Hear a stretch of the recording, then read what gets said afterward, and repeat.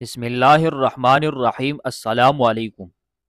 ایک ریاست کے بادشاہ نے یہ اعلان کروا دیا کہ کل صبح جب میرے محل کا مرکزی دروازہ کھولا جائے گا، تب جس شخص نے بھی محل میں جس چیز کو ہاتھ لگا دیا وہ چیز اس کی ہو جائے گی۔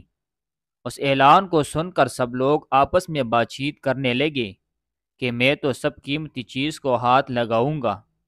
کچھ لوگ کہنے لگے میں تو سونے کو ہاتھ لگاؤں گا، کچھ لوگ چاندی کو، تو کچھ لوگ قیمتی زیورات کو، کچھ لوگ گھوڑوں کو، تو کچھ لوگ ہاتھی، کچھ لوگ دودھ دینے والی گائے کو ہاتھ لگانے کی بات کر رہے تھے۔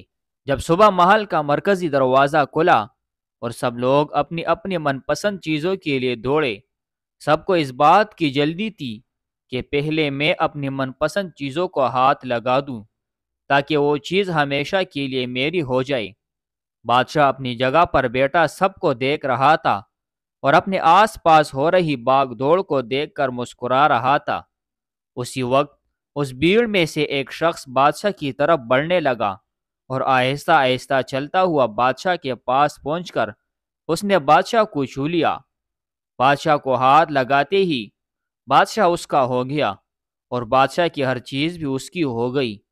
جس طرح بادشاہ نے ان لوگوں کو موقع دیا اور ان لوگوں نے غلطیاں کی، ٹھیک اسی طرح ساری دنیا کا مالک بھی ہم سب کو ہر روز موقع دیتا ہے، لیکن افسوس ہم عقل کے اندھے لوگ بھی ہر روز غلطیاں کرتے ہیں۔ ہم اللہ کو حاصل کرنے کی بجائے اللہ کی بنائی ہوئی دنیا کی چیزوں کی آرزو کرتے ہیں، لیکن کبھی بھی ہم لوگ اس بات پر غور نہیں کرتے کہ کیوں نہ دنیا کے بنانے والے مالک کو پا لیا جائے۔ اگر مالک ہمارا ہو گیا تو اس کی بنائی ہوئی ہر چیز بھی ہماری ہو جائے گی۔